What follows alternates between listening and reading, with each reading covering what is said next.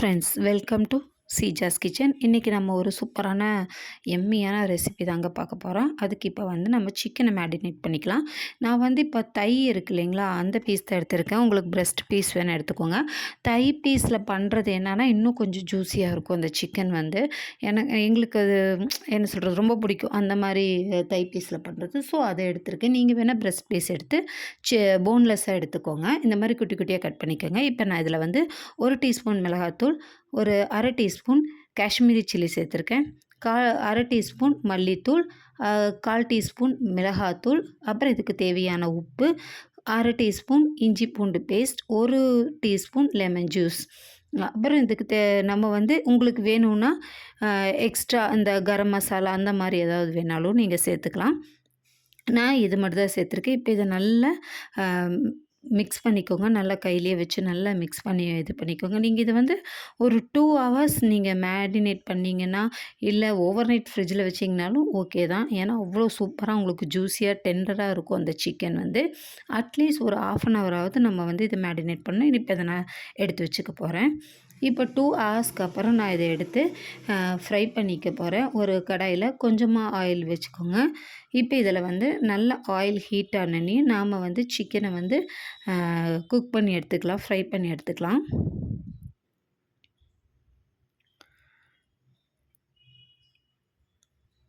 இது நல்லா ஃப்ரை ஆகணும். அதாவது 70% டு 50 to 70% ஆச்சுன்னா போதும். அப்போ தான் இந்த சிக்கன் வந்து ஓவர் குக் ஆகாமல் இருக்கும். நம்ம வந்து அன்டில் இதை மறுபடிக்கும் நம்ம குக் பண்ணுவோம். ஸோ அதனால் நீங்கள் ஒரு 60 to 70% குக் பண்ணுற அளவுக்கு இதை எடுத்துக்கோங்க. இப்போ இதை நல்லா ஃப்ரை பண்ணி எடுத்துக்கலாம். நீங்கள் வந்து ஃப்ரை பண்ணுறக்கு முன்னாடி இதில் வந்து ஸ்பைசஸ் பார்த்துக்கோங்க, உப்பு பார்த்துக்கோங்க. அப்போ தான் நமக்கு வந்து அந்த சிக்கனை நம்ம தனியாக எடுத்து சாப்பிட்டாலும் அவ்வளோ டேஸ்டியாக இருக்கும். நம்ம வந்து இப்போ ஒரு மேரினேஷன் பண்ணுறோன்னு வைங்களேன், உங்களுக்கு அதுக்கு டைம் இல்லை, இன்கேஸ் டைம் இல்லை அப்படின்னிங்கன்னா இதில் வந்து கொஞ்சமாக தயிர் சேர்த்துக்கோங்க. அப்போ சீக்கிரமாக இன்ஸ்டண்ட்டாக புளிப்பு உங்களுக்கு அதில் கிடச்சிரும். நான் வந்து இந்த மாஸ்டர் செஃப்போட இந்த நூடுல்ஸ் தாங்க வாங்கியது. அமேசானில் நான் வாங்கினேன். 2 பேக்காக வந்திருக்கும். இப்போ நான் இதில் 1 பேக் எடுத்திருக்கேன். இதுவே 4 to 5 மெம்பர்ஸ் சாப்பிட்லான்னு போட்டிருக்காங்க. நான் இதில் சொன்ன டைம் படி தான் குக் பண்ண போகிறேன். இப்போ நம்மளோட சிக்கன் வந்து ஆல்மோஸ்ட் குக் ஆயிடுச்சு. இப்போ நம்ம இதை வந்து வேறு ஒரு பிளேட்டுக்கு இதை மாற்றிக்கலாம். மீதி இருக்கிறதும் இதே மாதிரி நீங்கள் வந்து தனியாக ஃப்ரை பண்ணி எடுத்து வச்சுக்கோங்க. நாம் நூடுல்ஸ் செய்யறதுக்கு முன்னாடி ப்ரிப்ரேஷனாக இந்த வேலையெல்லாம் பண்ணிட்டோன்னா டக்குன்னு நூடுல்ஸ் பண்ணி சூடாக சாப்பிட்டுக்கலாம், சர்வ் பண்ணிக்கலாம். அந்தளவுக்கு டைமிங் கரெக்டாக இருக்கும். இப்போ நான் இதை தனியாக எடுத்து வச்சுக்க போகிறேன். ஒரு பாத்திரத்தில் வந்து ஒரு 3/4 பாத்திரம் தண்ணி வச்சுருக்கேன். இது வந்து நல்லா கொதிக்கணுங்க. இதில் வந்து ஒரு 2 டீஸ்பூன் ஆயிலும் அப்புறம் கொஞ்சமாக உப்பும் சேர்த்துக்கோங்க. நம்ம இந்த நூடுல்ஸ் வேக வைக்க தான் போகிறோம். இதை ஆயில் சேர்த்து நல்லா இது கொதிக்க விடணும். கொதித்ததுக்கப்புறமா தான் நம்ம வந்து நூடுல்ஸ் சேர்த்துக்கணும். தண்ணி வந்து நல்லா தளபுலன்னு கொதிக்க விடுங்க. இப்போ தண்ணி கொதிச்சிருச்சு. என் பொண்ணு நான் தான் இதை ஓப்பன் பண்ணணுன்ட்டு அவள் வந்து ஓப்பன் பண்ணிகிட்ருக்கிறா. இப்போ நான் இந்த ஸ்டிக்கு பார்த்திங்கன்னா இந்த மாதிரி தான் இருக்குது. ஸ்பெகத்தி மாதிரி இருக்குது. இது வந்து பாஸ்தா ஸ்பெகத்தி அந்த மாதிரி ஒரு கன்சிஸ்டன்சியில் இருக்குது. இப்போ நான் இதை வந்து அந்த கொதித்த தண்ணியில் அப்படியே இது பண்ணிக்கிறேன். இப்போ இது வந்து கொஞ்சம் கொஞ்சமாக அது அப்படியே உங்களுக்கு குக்காக உள்ளே போயிடும். நம்ம இப்படி அமுத்துனோன்னா பாருங்கள் உள்ளே இறங்கிடுது. அவ்வளோதான். ஒரு 2-3 மினிட்ஸ்க்குள்ளே அது உள்ளே போயிடும். ஒரு 5 6 மினிட்ஸில் இது குக் ஆயிருங்க. அந்த அளவுக்கு தான். ஏன்னா இதுக்கு ஓவர் குக் ஆகிடுச்சின்னு வைங்களேன், உங்களுக்கு ஒட்டிட்டு ஒரு மாதிரி இருக்கும். அதனால் இதை மட்டும் நம்ம இந்த ஸ்டேஜை மட்டும் கரெக்டாக ஃபாலோ பண்ணிக்கோங்க. அப்போ தான் உங்களுக்கு வந்து நல்லா சூப்பராக வரும்.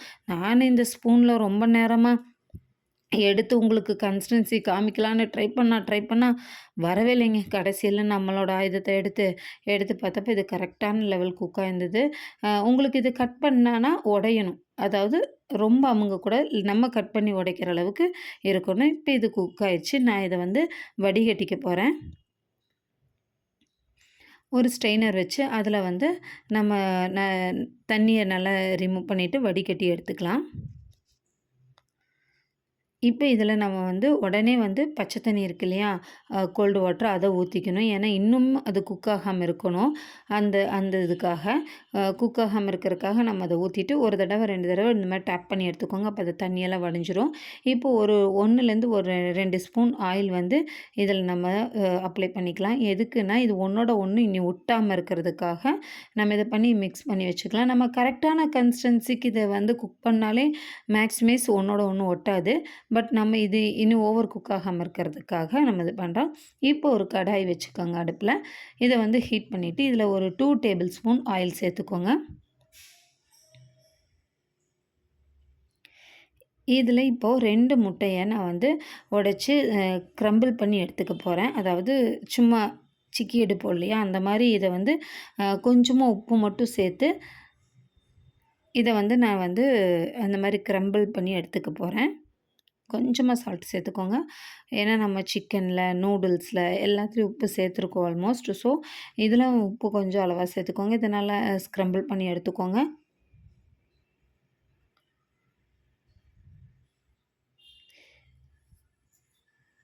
இதை இந்த மாதிரி அளவுக்கு எடுத்து இதையும் தனியாக ஒரு பாத்திரத்தில் வச்சுக்கோங்க. இப்போ நான் அதே கடாய் தான் வச்சுருக்கேன்.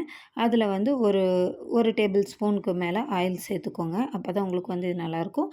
ஒரு 3, 4 பல்லு பூண்டை வந்து இந்த மாதிரி குட்டி குட்டியாக கட் பண்ணி வச்சுக்கோங்க. இதை வந்து நல்லா இதுக்கு மேலே வந்து ஸ்டவ் வந்து ஃபுல் ஃப்ளேமில் தாங்க இருக்கணும். ஹை ஃப்ளேம்லேயே வச்சுக்கோங்க. அப்போ தான் உங்களுக்கு வந்து ஒரு ஸ்மோக்கி ஃப்ளேவர் இதில் கிடைக்கும். இப்போ நான் கட் பண்ணி வச்சுருக்கிற வெங்காயம், கேப்சிகம், அப்புறம் வந்து கேபேஜு, கேரட்டு இது எல்லாம் நான் சேர்த்துக்கிறேன். இது எல்லாமே ஹை ஃப்ளேமில் வச்சு தான் நீங்கள் வதக்கணும். இது வந்து நம்ம ஸ்லோ ஃப்ளேமில் வச்சு குக் பண்ண ஆரம்பித்தோன்னா தண்ணி விட்டுரும். ஸோ நம்ம ஹை ஃப்ளேம்லேயே வச்சு இதை வந்து நல்லா குக் பண்ணிக்கிறோம். எப்போவுமே இந்த மாதிரி வெஜிடபிள்ஸ் வந்து ஃப்ரைட் ரைஸ்க்காகட்டும், நூடுல்ஸ்க்காகட்டும் ஒரு க்ரன்ச்சி ஃபீல் நமக்கு கிடைக்கணும். கடிச்சா அந்த ஒரு கரகர அந்த ஃபீல் வரணும். ஸோ இது வந்து நல்லா குக் ஆகக்கூடாது. ஓரளவுக்கு குக் ஆனோனையுமே இப்போ நம்ம இதில் வந்து நல்லா வந்து கொஞ்சம் மிளகுத்தூள், அதாவது ஒயிட் பெப்பர் இருந்துச்சுன்னா நீங்கள் ஒயிட் பெப்பர் போட்டுக்கோங்க. என்கிட்ட வந்து பிளாக் பெப்பர் தான் இருந்துச்சு. ஸோ நான் பிளாக் பெப்பர் வந்து ஒரு 1/2 டேபிள் ஸ்பூன் சேர்த்துக்கிட்டேன். கொஞ்சமாக இந்த வெஜிடபிள்ஸ்க்கு தேவையான உப்பு சேர்த்துக்கிட்டேன். ஏன்னா நான் மறுபடிக்கும் சொல்கிறேன், நம்ம ஆல்ரெடி உப்பு சேர்த்துருக்கோம். இனி சோயா சாஸ் சேர்த்துவோம். ஸோ அதனால் அளவான சால்ட்டு சேர்த்துக்கோங்க. இப்போ நான் நம்ம வறுத்து வச்சோம் இல்லையா, அந்த சிக்கனை இதில் மிக்ஸ் பண்ணிக்கோங்க. எல்லாமே இது வந்து ஹை ஃப்ளேம்லேயே வச்சு செய்யுங்க. லோ ஃப்ளேமில் வைக்க வேண்டாம். முட்டை, அடுத்தது முட்டை. இதையும் நல்லா சேர்த்து இந்த வெஜிடபிள்ஸோடு மிக்ஸ் பண்ணி விட்டுடுங்க. நல்லா இது வந்து மிக்ஸ் ஆகணுங்க. அங்கங்கே தனித்தனியாக எல்லாமே மிக்ஸ் ஆகணும். இப்போ சோயா சாஸ் வந்து 1 டேபிள் ஸ்பூன் சேர்த்துக்கோங்க. இது டொமேட்டோ கெச்சப். இதுவும் வந்து 1 1/2 டேபிள் ஸ்பூன் சேர்த்துக்கோங்க. ரெட் சில்லி சாஸு அது வந்து ஒரு 1 1/2 டேபிள் ஸ்பூன் சேர்த்துக்கோங்க. உங்கள் ஸ்பைஸுக்கு தகுந்த மாதிரி 1 1/2 டேபிள் ஸ்பூன் நான் ஃபஸ்ட்டு 1 டேபிள் சேர்த்துக்கிட்டேன். அப்புறம் பார்த்தா ஸ்பைஸ் கம்மியாக இருந்துச்சு. நான் இன்னொரு 1/2 டேபிள் ஸ்பூன் சேர்த்துட்டேன். ஸோ நீங்களும் அதே மாதிரி சேர்த்துக்கோங்க. நல்லா ஸ்பைஸியாகவே இருக்கும். இப்போ நல்லா இதை மிக்ஸ் பண்ணி கொடுத்துடுங்க. நம்ம வந்து இப்போ நூடுல்ஸ் சேர்த்துடலாம். நூடுல்ஸை வந்து இப்படி எடுத்து பார்த்தீங்க பாருங்கள், எவ்வளோ உதிரி உதிரியாக இருக்குது. இப்போ நம்ம இதை வந்து வெஜிடபிள்ஸ் எல்லாம் மிக்ஸ் பண்ணி வச்சுருக்கோம்ல, அதில் வந்து இப்போ சேர்த்துக்க போகிறோம்.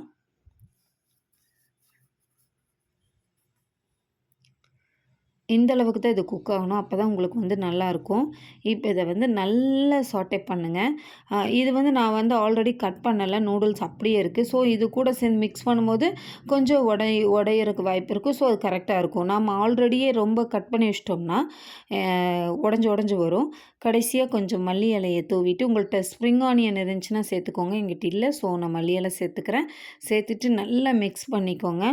உங்களுக்கு ஸ்பைசஸ்க்கு மிளகுத்தூள் சேர்த்துக்கணுன்னா சேர்த்துக்கோங்க. இப்போ நம்ம இதை சர்வ் பண்ணிடலாம். அவ்வளோ சூப்பராக இருந்துச்சுங்க. டேஸ்டியாக இருந்துச்சு. நல்லா இருந்தது. நீங்களும் கண்டிப்பாக ட்ரை பண்ணுங்கள். ட்ரை பண்ணி பார்த்துட்டு எப்படி இருக்குன்னு கமெண்ட்டில் கண்டிப்பாக சொல்லுங்கள். உங்களோட ஃபீட்பேக் எனக்கு ரொம்ப முக்கியம். என்னோடய சேனலை சப்ஸ்கிரைப் பண்ணுங்கள், லைக் பண்ணுங்கள். தேங்க்யூ.